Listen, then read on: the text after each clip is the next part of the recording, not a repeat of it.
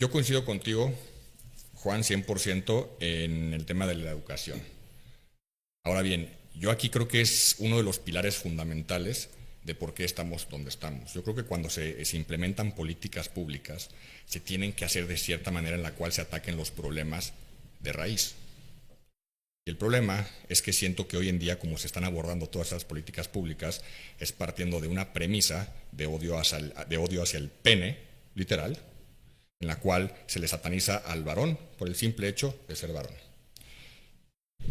Todo lo que estoy comentando, lo que se ha comentado, que se ha incrementado todo este tema de violencia, si se ponen a ver estadísticas que son muy representativas de drogadicción, vagabundos, abandonos de escuelas, el porcentaje mayoritario son de niños o niñas sin una figura paterna. Y yo creo que ahí es donde viene un gran problema, porque nos guste o no, este movimiento lo único que ha logrado es partirle la madre al núcleo familiar, en lugar de unirnos. Creo que en esa parte del tema de la educación estamos completamente de acuerdo, o sea, pero se tienen que atacar los problemas de raíz, no partir de una premisa en la cual satanizas a un sexo por el simple hecho de lo que tiene entre las piernas, creo yo. No, ahorita sí, no me gustaría abordar tanto el tema de la brecha salarial, digo, eso creo que es algo que sabemos que existe, no como se dice, que como se dice es que es por el simple hecho de lo que tienes entre las piernas, pero bueno, hay hasta un premio Nobel en el cual se ejemplifica todo el tema de horas trabajadas, selección de carrera, carreras que pagan más, carreras que pagan menos, que es más, incluso en el estado de Jalisco, nada más como dato, lo leo, el ingreso promedio de las mujeres es de 21.4 pesos mexicanos y de los hombres es de 17.10. Y esto fue en la cotización de las personas trabajadoras del hogar del IMSS en marzo del 2024. O sea, no tiene tiene un año, básicamente, esto. Entonces, digo yo Perdón, aquí, pero es personas trabajadoras del hogar, lo que leíste. No de todas las personas que trabajan. del IMSS. Trabajadoras del hogar. No. Perdón, trabajador del hogar del IMSS, ajá. O sea, pero esto te habla de que quién gana más, hombres o mujeres, en ciertos sectores. La brecha salarial existe, eso es un hecho, yo no lo estoy negando. Lo que estoy diciendo es que en lo que se dice, la narrativa lo que te dice es que esta brecha salarial existe por el simple hecho de ser mujer. No se toman en cuenta muchas cosas. O sea, es que el problema es que cuando se toman estadísticas tan burdas y nada más agarra el sueldo promedio del hombre y el sueldo promedio de la mujer, se compara y se dice que esa brecha salarial existe, pues sí, sí existe. Eso no es cuestionable. Hay un premio Nobel que incluso lo hizo una mujer, se llama Claudia Goldin, lo pueden investigar. Te habla de horas trabajadas, te habla de elección de carrera, te habla de capacidad de realocarte, te habla hasta incluso de negociaciones dentro del mismo Departamento de Recursos Humanos al momento de negociar un salario. O sea, te habla de muchas cosas que no son inherentes al sexo, ¿no? Digo, hablando de brecha salarial, si quieren lo abrimos a debate. Y bueno, del tema de los, nada más para cerrar estos dos puntos, privilegios de los hombres y el tema que comentabas del derecho a vestirte y demás. Ahora, yo del tema de privilegios de los hombres, lo único que diría es que la narrativa tiende a confundir privilegios de los hombres con privilegios de los ricos o de la gente poderosa. Porque si ustedes se van a la historia y se ponen a ver, o sea, lo que hace el movimiento es única y exclusivamente ver el pico de la pirámide. Que sí, si nos ponemos a ver las posiciones de poder, en su mayoría son hombres. Ahorita y hace 20 y hace 40 años. Pero si nos ponemos a ver las posiciones más jodidas, que son muchas más, también en su mayoría son hombres. Entonces aquí estamos hablando de una segregación muy, muy clara que no es inherente al sexo, porque ese privilegio del hombre realmente es el privilegio del rico, del poderoso, que en su mayoría son hombres. Y para mí es un principio pues, simplemente marxista. La clase burguesa oprime a la clase proletariada. Y del tema de vestir, yo estoy de acuerdo contigo. El problema aquí es, si bien tenemos que partir de la base de que a todos nos gustaría vivir en cierto tipo de condiciones, el problema aquí es que tenemos que partir de la premisa de que desafortunadamente por más que hagamos algo para cambiar nuestro país, si entre que son peras y son manzanas, hoy vivimos en una sociedad que hay mucha delincuencia, mucho riesgo. Entonces, no es que no puedan vestirse como ustedes quieren, no es que si algo les pasa sea culpa de ustedes. Yo no, o sea, no creo que nadie diga eso. Lo que muchas veces se dice, que es un discurso que se malentiende, es que hay que tomar cierto tipo de responsabilidad de no exponerse a situaciones que lo único que van a hacer es incrementar las probabilidades de que algo te suceda. Por ejemplo, saquémoslo del tema sexista. Yo creo que si le pongo aquí a cualquiera de la mesa una paca de billetes y les digo que se lo lleven en la frente colgado al barrio más jodido de Guadalajara, a las 3 de la mañana todos me dirán, estás loco. Y por más que tú deberías de poder salir con el dinero aquí sin que te asalten, pues hay que tomar un cierto tipo de responsabilidad de que aunque estamos en un país jodido, hay que minimizar las probabilidades de que cualquier cosa nos ocurra. Sea en el ámbito de vestimenta, en el ámbito de dinero, en el ámbito de llevar un coche de lujo al barrio más feo y dejarlo en la calle, o sea, llámenle como quieran. Y eso es algo que hoy en día el movimiento promueve demasiado. Yo tengo sí lo tienen el derecho, claro, pero no vives en un país así, desafortunadamente. Y nada más para cerrar, yo diría que yo creo que el gran problema, que eso lo comentabas tú, Pris, que estoy de acuerdo, es hoy en día vemos ciertas fallas. Dijiste, en papel está así, pero en la práctica no se aplica.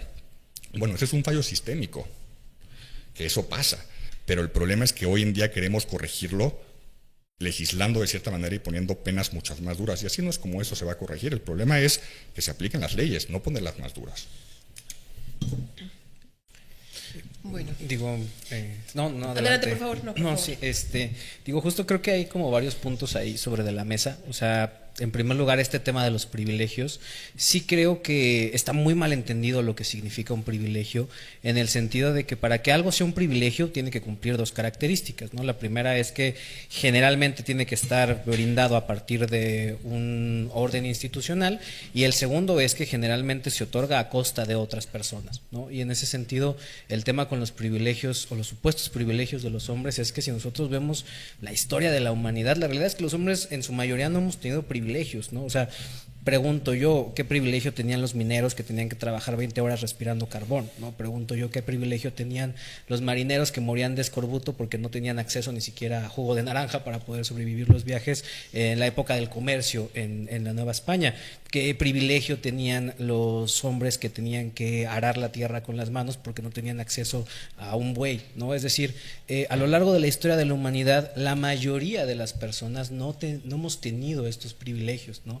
Sí creo que ha sido un ejercicio narrativo e ideológico el poner sobre de la mesa la idea de que los hombres en general, por el solo hecho de ser hombres, tenemos acceso a ciertos privilegios, cuando incluso si nos vamos al siglo XXI, la realidad, y eso sí lo podemos hablar en temas de privilegios, los hombres se terminan jubilando 5 años después en promedio que las mujeres.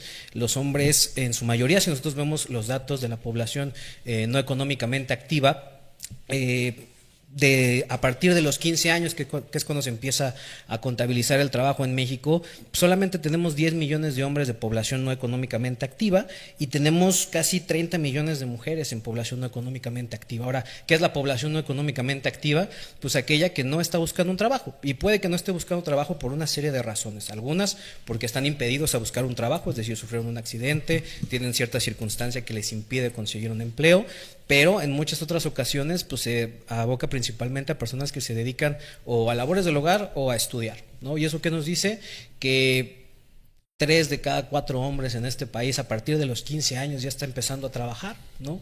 Entonces, ¿qué privilegio hay en que los hombres empiezan a trabajar en promedio 5 años antes que las mujeres, ¿no? Porque empiezan a trabajar desde los 15, se jubilan 5 años después que las mujeres, porque se jubilan en promedio 5 años después, trabajan en general más horas a la semana, y también esta cuestión de la brecha salarial, ¿no? Porque, digo, todos los que hemos cobrado una quincena lo sabemos, las cuotas patronales, los impuestos que se descuentan de las quincenas, pues van en función de los tabuladores de salario. Es decir, si los hombres en realidad ganáramos más por el solo hecho de ser hombres, la consecuencia lógica de eso es que pagamos más impuestos, ¿no? Entonces pagamos más impuestos, trabajamos más horas, trabajamos más años, nos jubilamos más tarde, y para colmo nos morimos antes, ¿no? Porque nos morimos 5 años antes, en nuestra esperanza de vida es 5 años menor que las mujeres. Entonces, si aterrizamos todo esto en una sola frase, es: los hombres pasamos toda nuestra vida trabajando. Y eso también nos impide, y creo que es muy válido también lo que mencionaba sobre esta cuestión de solicitar las licencias de paternidad. O sea, creo que es un tema que no se ha hablado lo suficiente, que los hombres, y manejarlo así, porque digo, yo he tenido esta conversación con muchos abogados y muchas personas que legislan, el tema de que, bueno, las convivencias son un derecho de los niños, ¿no? Y yo hago la pregunta, ¿por qué no empezamos también a promover la idea de que los papás interioricen el derecho a convivir con sus hijos, ¿no? ¿Por qué? Porque además, si tú a un hombre le estás diciendo todo el tiempo, desde el punto de vista institucional y social, que no sirve, que es reemplazable, que es violento, que lo puedes cambiar, que no es necesario en la crianza y desarrollo de un niño, porque pues ya se puede crear niños sin hombres al parecer y no pasa nada, según, a pesar de que los datos nos dicen lo contrario, pues entonces los propios hombres van a decir, bueno, pues entonces me reducen a mi papel económico y cumplo con mi papel económico y se acabó, ¿no? Llego, doy mi pensión, me lo llevo el fin de semana y terminamos el asunto, porque ese es el rol que le hemos enseñado a los hombres, ¿no? Y creo yo que, lo decía un profesor que tuve en la maestría justo de la materia de género, decía, no hay privilegio en proveer a quien no puedes ver. Y creo que esa es una tragedia enorme que están viviendo los padres mexicanos. Pasan tanto tiempo trabajando, y ojo, el trabajo masculino creo yo que también debería de ser considerado trabajo de cuidados. Porque la mayoría de los hombres no trabaja para sí mismos, la mayoría de los hombres trabaja porque tiene una familia que mantener, la mayoría de los hombres trabaja porque tiene responsabilidades en su hogar, y entonces, ¿por qué no contabilizamos ese trabajo y esas horas de trabajo como parte del trabajo de cuidados? Porque creo yo que proveer también es cuidar, ¿no? Y entonces empezar a cuestionar estos conceptos de lo que implica el trabajo de cuidados, de lo que implica el proveer, de por qué no consideramos que una cosa es equiparable a la otra, pues creo que también es parte de empezar a cuestionar cómo estamos ensamblando las leyes, ¿no? Y cómo hablamos los indicadores y cómo hablamos también de la labor no solo de los hombres, sino de los padres en la familia. Creo yo, y seguramente mucha gente en la audiencia va a estar de acuerdo, que si nosotros empezáramos a reivindicar la importancia del papel no solo de la figura paterna, sino de los hombres en sociedad y el trabajo invisible que hacen incontables hombres que mantienen la sociedad funcionando y que literalmente es trabajo que no vemos, ¿no? Los hombres que están en los cableados, los hombres que están en las alcantarillas, los hombres que trabajan en los pozos petroleros, los hombres que trabajan en transportes, en la mayoría de los trabajos de alto riesgo, 90% de los accidentes laborales son hombres, más del 80% de la policía hombres, más del 85% del cuerpo de militares son hombres, es decir, son muchos hombres que están haciendo trabajo que no vemos, pero que mantienen la sociedad funcionando. Creo que reivindicar eso, ponerlo al frente y empezar desde ahí a desmontar como una serie de ideas que se han generado a partir de los hombres, pues es un muy buen camino para empezar a hablar de igualdad, ¿no? Y sobre todo de empezar a pensar en leyes que atiendan esas realidades que creo yo no se están discutiendo lo suficiente. Perdón, nada más, ¿qué ley dice que los hombres trabajan 5 años más que las mujeres? La de jubilación. No, es falso. Es que no, venir a hablar aquí con falacias sí me parece verdaderamente grave. Yo creo que ninguna ley, no, estoy segura que ninguna ley prevé que los hombres trabajen 5 años más que las mujeres. La edad de jubilación es la misma para hombres y mujeres. Si ese fuera el caso, entonces, ¿por qué hay personal de la CFE y de Pemex que está haciendo los cambios de género para poder jubilarse 5 años antes? Lo mismo con militares, lo mismo con diversos rubros. O sea, si realmente ese fuera el caso, ¿por qué lo están haciendo? No hay ninguna ley que lo prevea. La edad de jubilación legalmente, porque estamos hablando de leyes, creo que, vale la pena, así como a la compañera se le cuestiona que eso no está previsto en la ley, también este tema, no hay ninguna edad de jubilación diferenciada entre hombres y mujeres. Ahí creo que hay igualdad respecto a ese tema. Y pues lo demás también, o sea, ¿cuál es tu sustento para decir que los hombres trabajan más tiempo que las mujeres? Las jornadas en el sector económico formal son las mismas.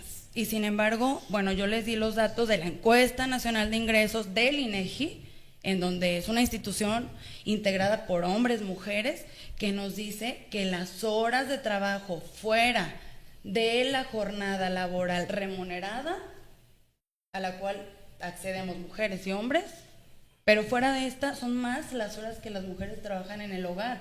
Eso es el trabajo no remunerado, compañero. O sea, las mujeres están yendo al sector económico a incorporarse porque la situación social actual, pues, lo obliga, ¿no? O es necesario. O sea, estamos en una condición social nacional, pues, de salarios muy deplorables Y además de eso, de que se están incorporando cada día más mujeres al sector económico, las tareas y cuidados del hogar siguen siendo diferentes, pero la edad de jubilación legalmente es la misma. Eso sí quiero aclararte porque ahí aquí, conforme también al 10º transitorio de la ley del ISSSTE, establece no 5 años, pero establece: por jubilación se otorga con el 100% de tu sueldo básico si has cumplido con al menos 30 años de servicio si eres hombre o 28 si eres mujer, alcanzando la edad mínima de 58 años para hombres o 56 años para mujeres. Y digo, Y ahí... Un transitorio del ISSSTE. Y el IMSS, Podemos checar, pero Sí. tío, me Digo, preguntaste esa, en lo que y esa checas sí la ese, tenemos. digo, también... Ah, bueno, sí, no. No, adelante. Nada más aguante, déjenme, es que se me están gustando los superchats y le regreso la palabra y ahorita te doy a cabeza. Hay dos aquí que hicieron preguntas que las voy a apuntar porque no quiero ahorita quitar el foco a lo que estamos debatiendo, pero nada más porque ya se me están juntando los superchats de volada. El Dani Cruz, esta es una de las preguntas. Quiero preguntarle a los invitados: en los últimos 30 años en México, ¿qué derechos legales tenemos los hombres que no tuvieran las mujeres? Entonces la ponemos en el tintero. Y Carlos Olvera, Mike, pregúntales qué ley apoya al hombre, porfa, la misma. Entonces, gracias Carlos Olvera otra vez. Entonces no es igualdad, es venganza a los hombres. Creo que es de lo que están hablando hace ratito cuando estábamos hablando del tema de la opresión y demás. Jack Big Boss pregunta, esta está buena también y la voy a poner para el ratito. Pregunta: ¿qué opinan sobre hacer la prueba de paternidad obligatoria al nacimiento? Eso sería un primer paso a la igualdad, ya que las mujeres tienen derechos reproductivos y los hombres no tenemos ni uno solo. Perfecto, la ponemos por ratito, esa pregunta me gusta. Gracias, mi estimado Jack, al ratito la comentamos. Alito Pérez, feminista promotora, destruye la mente y la familia. Eso creo que es correcto. Gracias, Alito. Al punto, caballeros, al punto, señores y señoras, sí. Hay que voy a intentar hacer un mejor trabajo, no se me ofendan si literal tengo que cortarlos porque creo que estamos divagando mucho para poder matizar, porque creo que ahorita hay varios temas que se han abordado que vale la pena debatir. Alito Pérez, al punto, casos generales, no anécdotas personales. Gracias, Alito, sí, ya lo tomo en cuenta. No sé por qué se me cortó esto, a ver, y me faltan nada más dos y ahí regreso palabra. Carlos Olvera, el término género lo inventó un pedorro, no me sorprendería ni tantito. Gracias, Carlos, por la donación. Y Ascari Lazos: feminismo busca división, no igualdad. Cuando infecta las leyes, la sociedad sufre y las mujeres son muy afectadas. Vean España o países feministas. Gracias, Ascari. ¿Quién quiere tomar la palabra? Digo, justo... Ah, bueno, no, dale. Quería ya hablar. Ah, bueno, sí, también. Isabel. por Bueno, favor. en relación a los comentarios del compañero, digo, los números no pueden mentir, por un lado, y por otro lado, lo vemos todos los días en casa.